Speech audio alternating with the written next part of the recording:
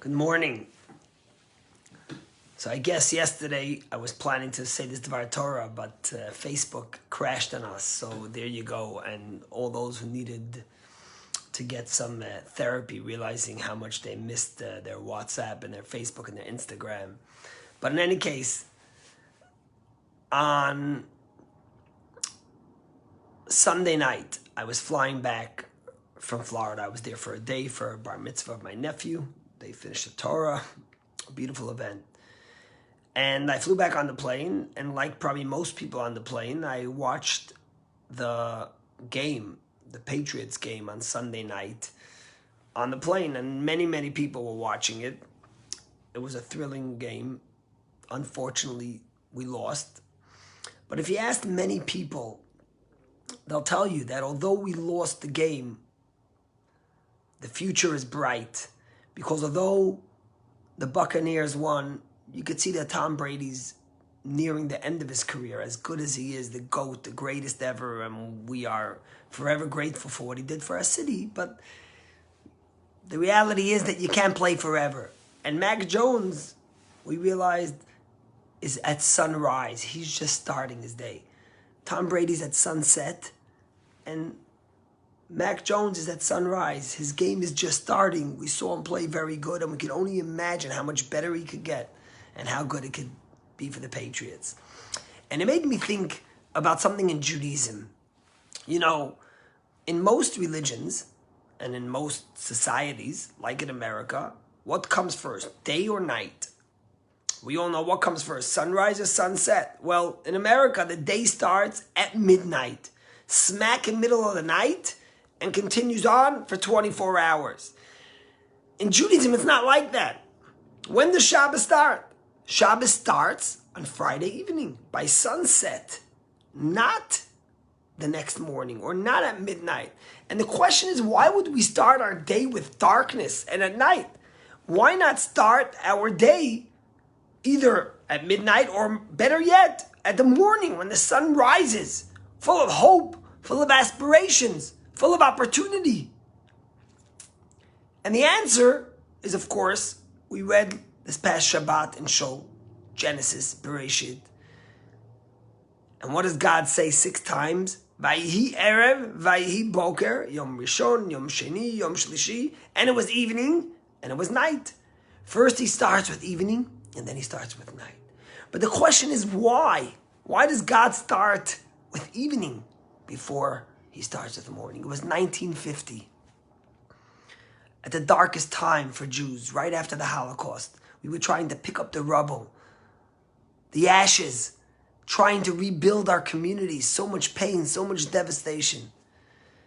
And the Lubavitcher Rebbe, in a talk in New York City, gave an explanation that defined the next 50, 60, 70 years of his leadership, which literally changed the Jewish world and will go down as some of the greatest revolutions that the Rebbe did in history. The Rebbe said like this: in Judaism, night always comes before day. Because what does day represent? Day represents happiness, joy, light, opportunity, good. Night represents darkness. You're not in the mood of much. It represents challenge and struggle. We all have darkness and light in our lives. The question is, what comes first and what comes second? The Rebbe says that Judaism starts by Erev. It starts with evening, because Judaism realizes and wants to teach us that every evening, every darkness, every struggle, every challenge is there for us to turn it into light. It's there for us to grow. It's there for us to bring light into it. When you see night, when you see darkness, you have to know that Boker, day will come afterwards. The sun will rise again. As it has every single day after it's set, it rises again. And that's why Judaism and Shabbat starts with night and then pivots to day. Just like the last holiday we had, Shmini Atzeret, we said Yizkor. We were sad and Shul. The next day, or in Israel moments later, they had Simchat Torah, a time of celebration, a time of hope, time of happiness. Why? Because Judaism always says that every Erev, every sunset, brings through it a rise, a sunrise, hope for a new opportunity. And that's what I thought watching the game. On Sunday night, we might have lost, but every sunset of an era brings with it a sunrise. And that's the way we have to see life. You know, there's a remarkable organization in New York called Boniola, which means to build the world. And the story is about this Rabbi Shlomi Bachner and his wife Chani. They couldn't have children. For 20 years, they went to every infertility specialist, traveled the world trying to find hope for themselves. And one time, after 20 years, they ended up in Belgium in an infertility clinic. And while they were there was another religious couple from Borough Park that was there. And they ran short of a few $100s to pay for their infertility. And they turned to the Bachners and they said, could you help us? Could you loan us the money? When we come back to New York, we'll pay you back. And of course they obliged. A few weeks later, they came back to New York. And the Bachners realized that unfortunately, they failed in becoming pregnant. But the people that they loaned the money to became pregnant. And then they realized something remarkable. That with only a few $100s, they were able to help bring a child into this world.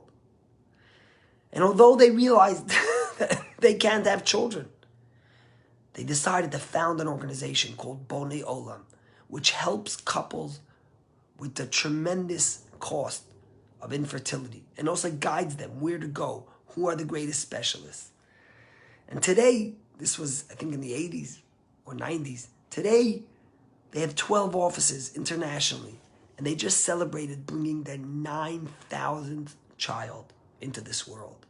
9,000 children, all from the darkness of one couple, recognizing they couldn't have children of their own, but they have so many children that owe their lives to them.